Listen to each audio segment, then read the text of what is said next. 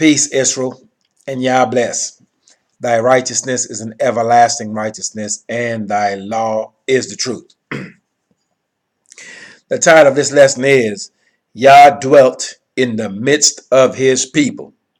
Once again, this lesson is entitled Yah dwelt in the midst of his people.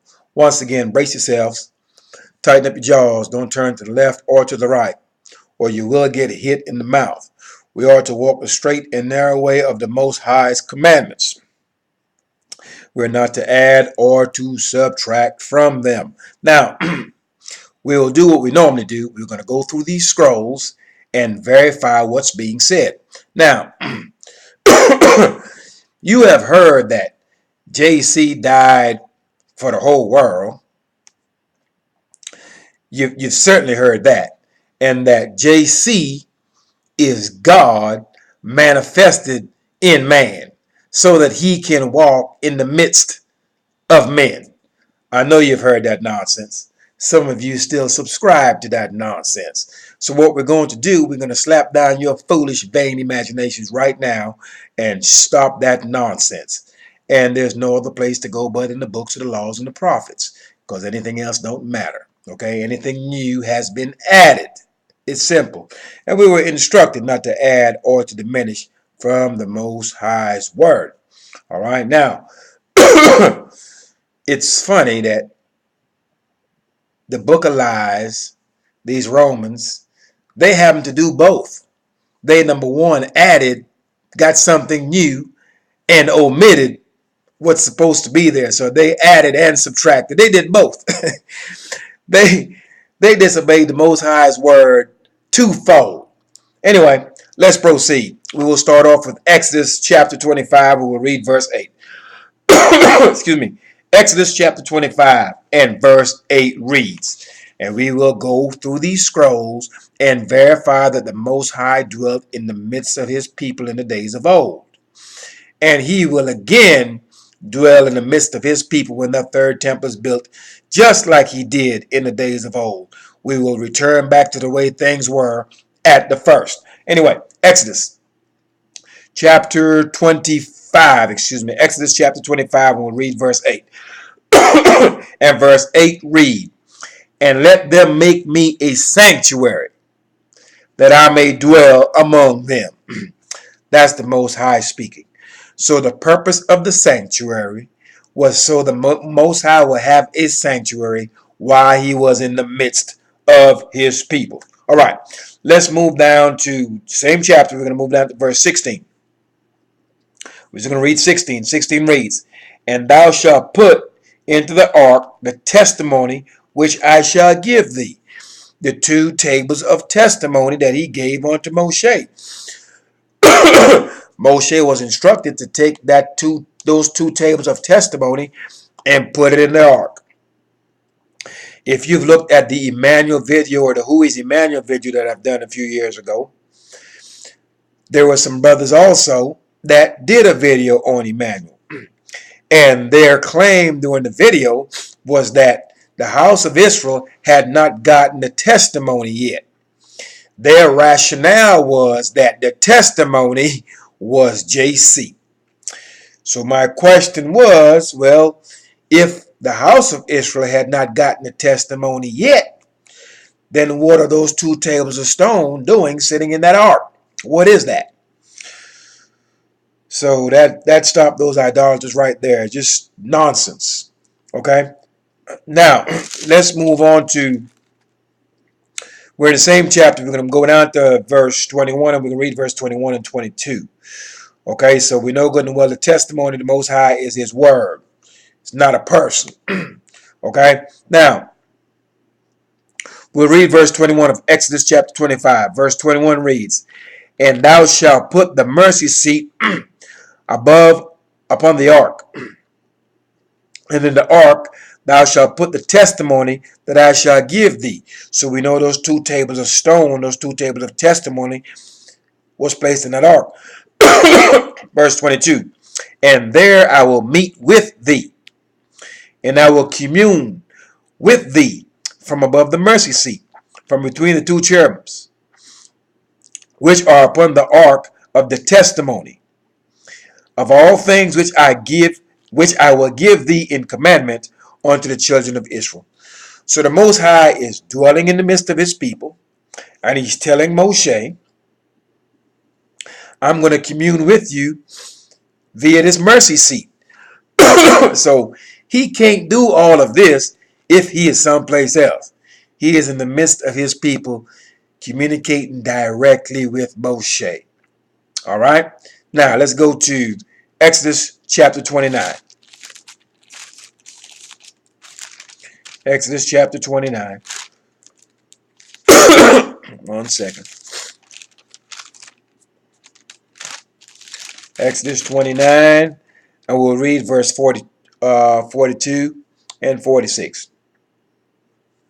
Exodus 29, verse 42 reads,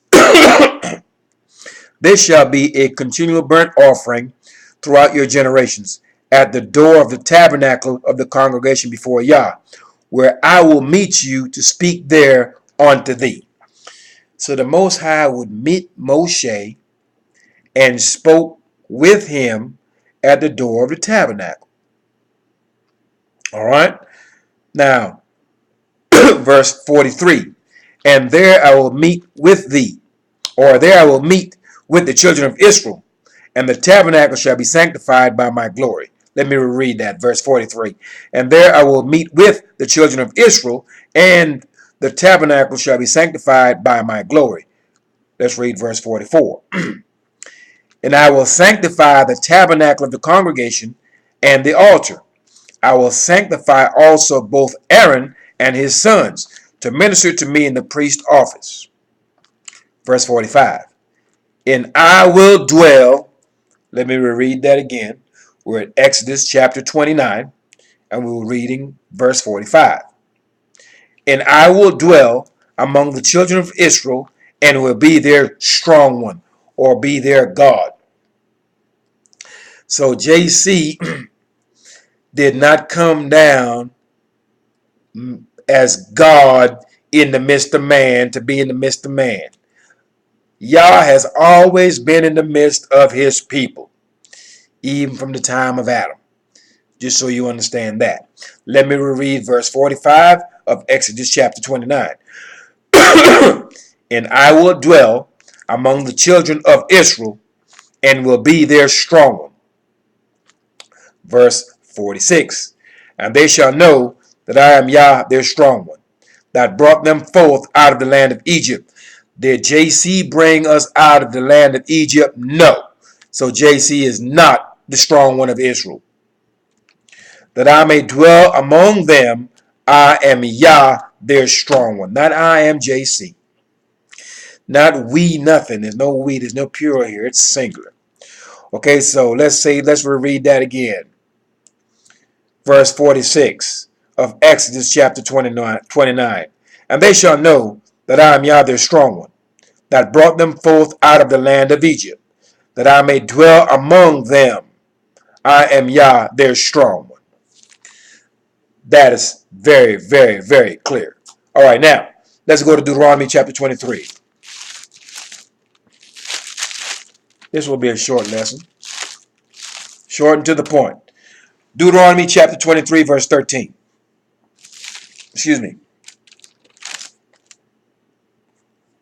And verse 13 of Deuteronomy chapter 23 reads, And thou shalt have a paddle upon thy weapon, and it shall be, when thou wilt ease thyself abroad, thou shalt dig therewith, and shalt turn back and cover that which cometh from thee.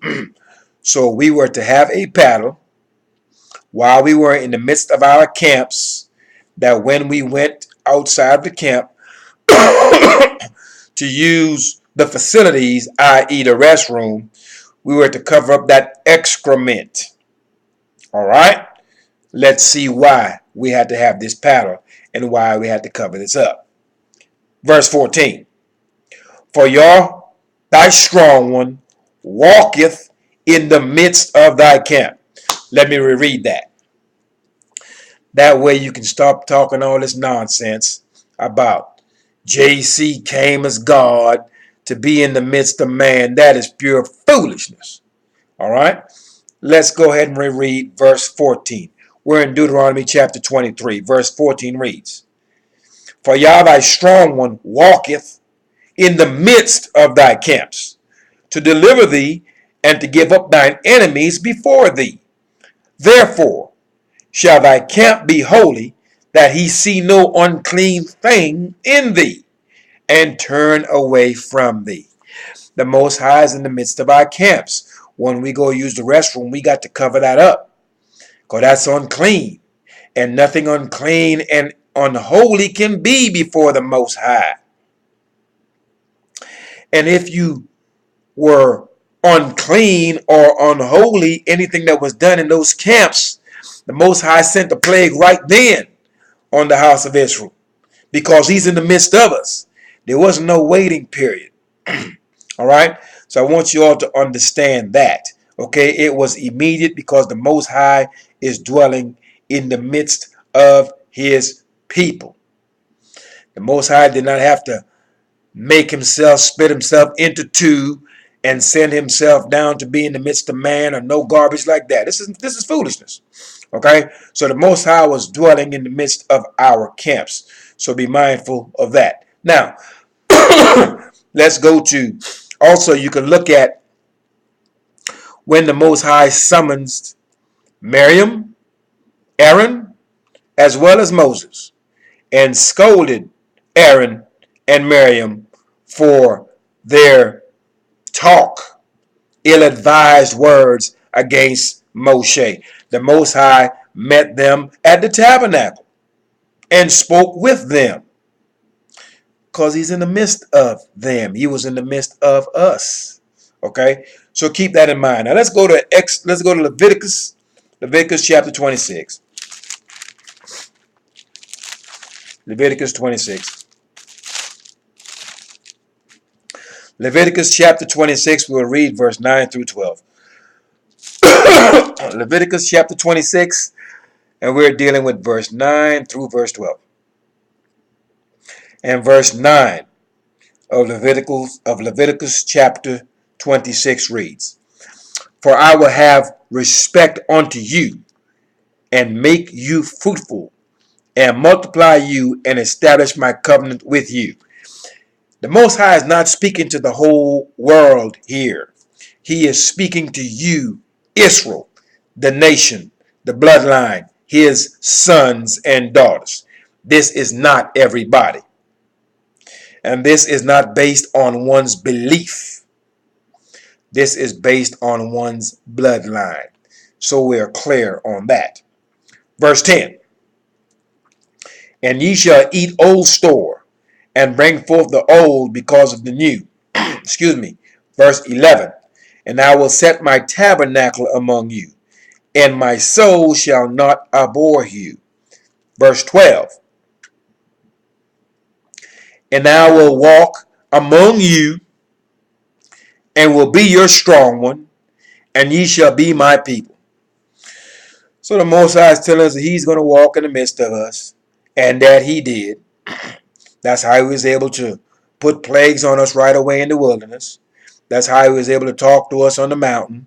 That's how he was able to gather Miriam and Moshe and meet them at the tabernacle, and to meet all of the house of Israel at the tabernacle, and to commune with us, especially Moshe, via the mercy seat above the ark. Hope you're getting all of that. All right. Now, let's go to Genesis. We're going to jump back to Genesis. We're going to go to Genesis chapter 3. Genesis chapter 3.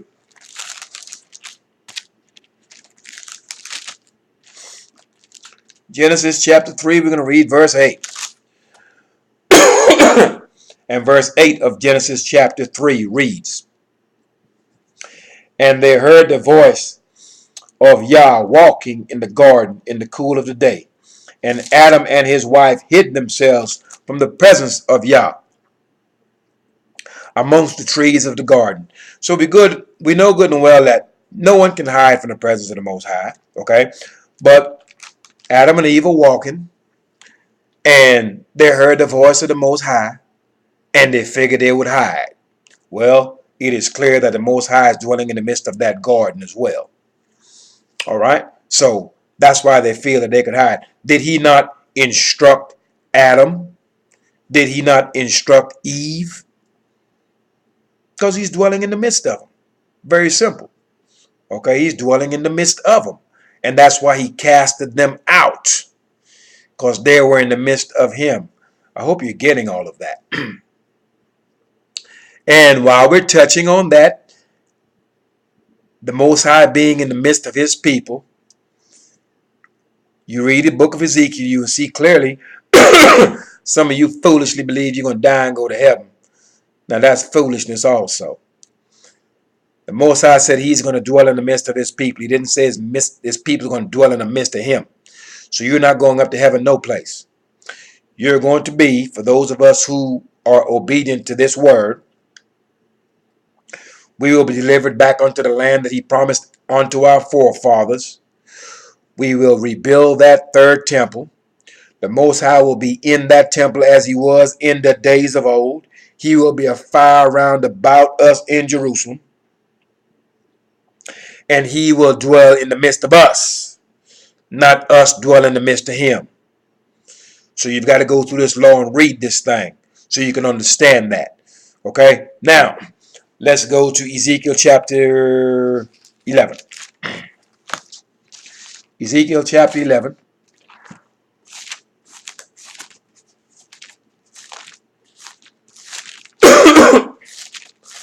Ezekiel chapter 11.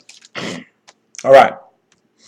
Ezekiel chapter 11, we will read verse 16. All right. Ezekiel chapter 11. We'll read verse 16. We'll read 16 through 21 just for effect. All right. Verse 16 reads of Ezekiel chapter 11. Therefore say, thus saith Yah, although I have cast them far off among the heathen, and although I have scattered them among the countries, yet will I be to them as a little sanctuary in the countries where they shall come. So the Most High scattered us in the midst of all these nations, these countries. But though we are on punishment in the midst of the heathen, yet the Most High say he will be a sanctuary unto us. So we are still blessed in spite of being punished. Many of these nations, they are where they are because of the talents, the blood, sweat, and tears of the house of Israel. That's all of these nations. We're a blessing unto them, even in our lowest state. And that's because the Most High is yet a sanctuary unto us, though he had scattered us into all these many nations and literally stripped us. But he's still a sanctuary unto us because we are still his people. All those promises still stand, and we're still above all the nations of the earth. You don't like that? Take it up with the Most High. All right? Now, verse 17.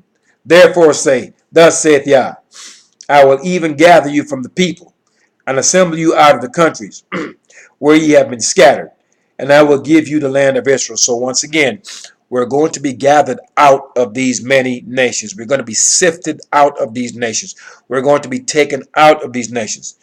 The Most High cannot separate us from the heathen if we are clinging on to the heathen, their ways, their customs, or their idols. So we are to let go of the way of the heathen. We're to let go of their customs. We're to let go of their idols for sure. And we certainly not to be married to them. Because being married to them is being joined unto them. We're not to be joined unto the heathen in any way, shape, or form. Because you cannot be part of them and also be separated and taken back into the land of the Most High. Those two do not work. All right? They don't coincide. They're contrary. Verse 18. And they shall come thither, and they shall take away all the detestable things thereof, and all the abominable things thereof from thence. Excuse me. So when we return back to the land, first order of business. The first order of business, all those mosques got to go. All those Christian monastery and churches got to go. All those synagogues that's in the land got to go. They all have to go. We're going to tear them down like Josiah did. Okay, and all the good governors of Israel who tore down the groves and tore down all the eminent high places of those who were before us. So we're going to tear all those things down. That's first order of business once we get back to the land.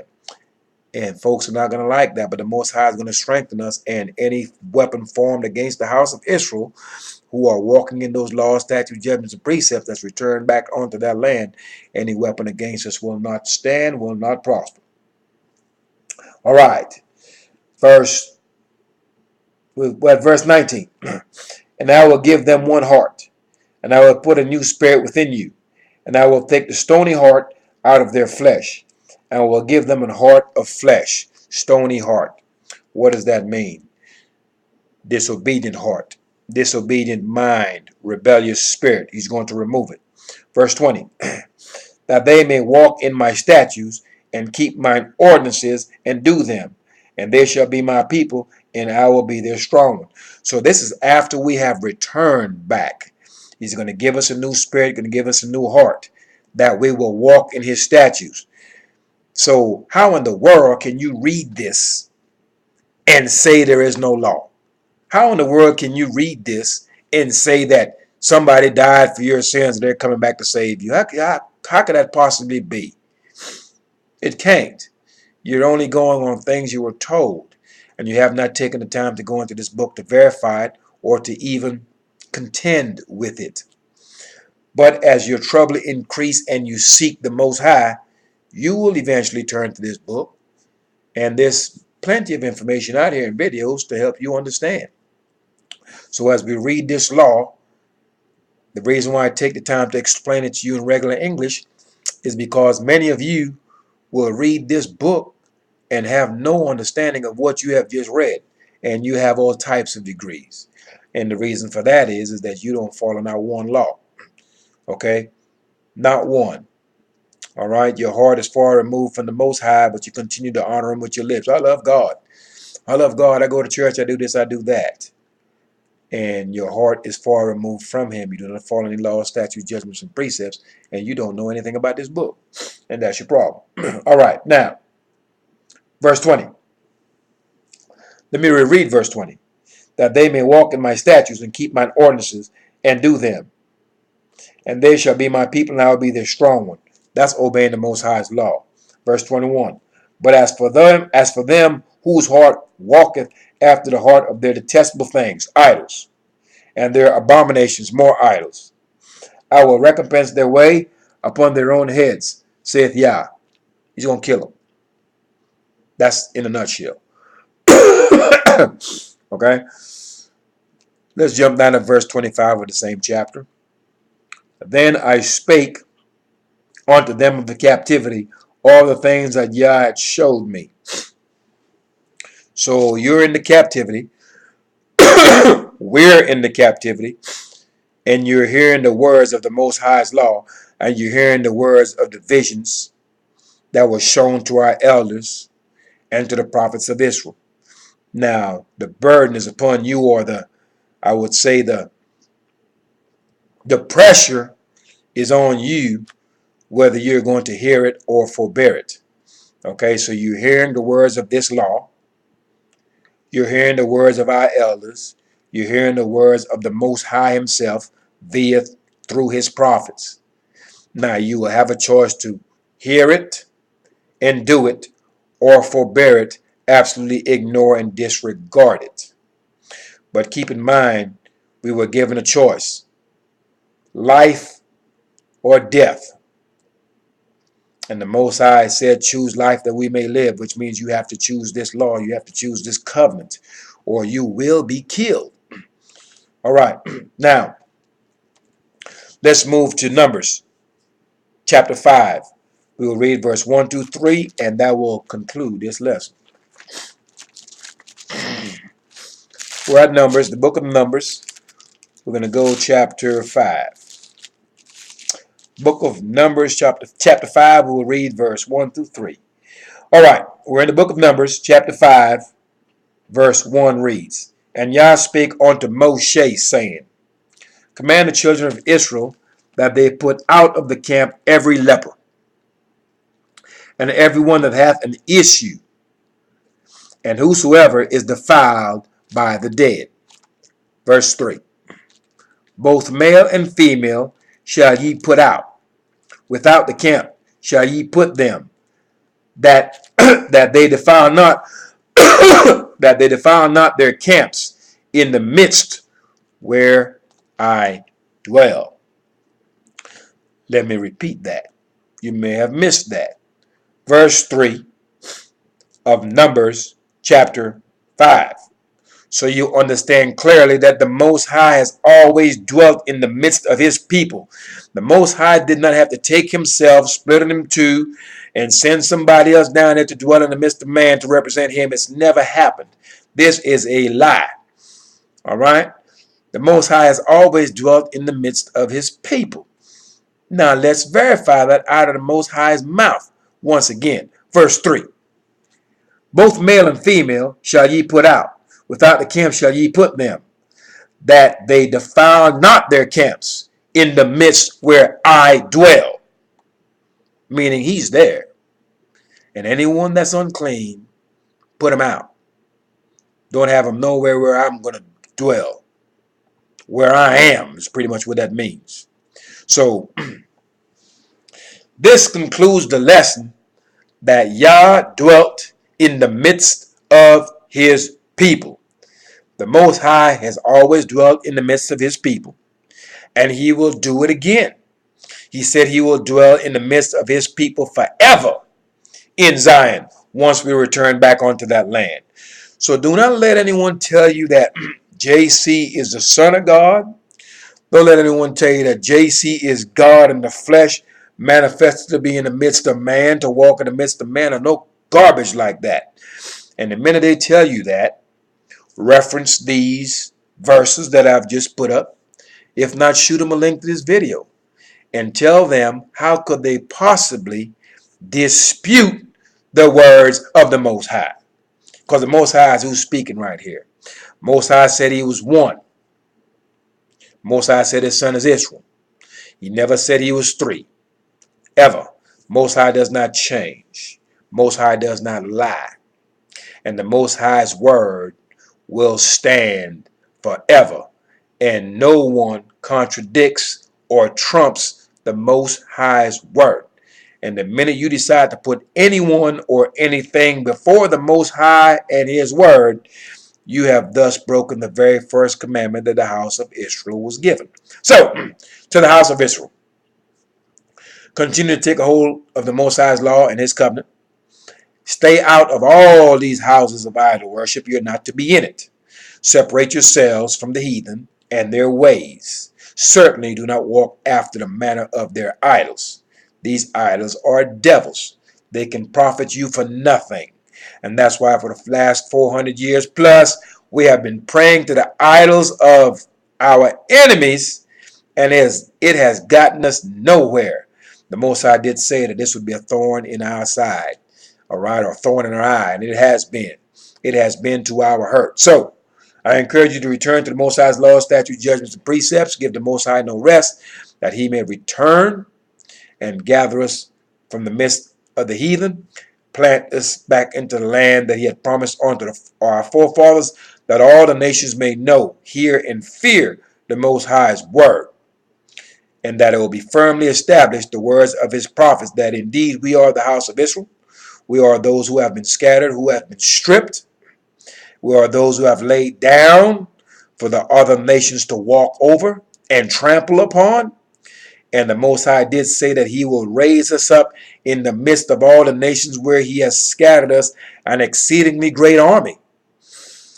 A great army, full of the zeal of the Most High, his word, his law. And we are to teach it, we are to do it, and we are to teach it first and foremost to the house of Israel, and to those nations or to those strangers who are of a contrite spirit. So the stranger is not to be discouraged. There is a place for you in the land, that are of a contrite spirit. Now, you cannot get into the Most High's congregation until the third generation. I want you to understand that. All right? Anyway, once again, you understand clearly that the Most High has always dwelt in the midst of his people, and he will do it again when the third temple is built. So continue to give the Most High no rest, call upon his holy name, continue to face Jerusalem and make your supplication there. Blessed be the name of Yah the King, the creator of heaven and earth, and all there is above the heavens and the earth, the fountain of living waters, and the only Savior of the house of Israel and the inhabitants of the earth. There's no Savior but Yah. Yah is one, and in the latter days we will call on him in one name and one consent. Anyway, peace, Israel, and Yah bless. Thy righteousness is an everlasting righteousness, and thy law is the truth. Stay and study, and as you learn, encourage others to pick up this book and read it.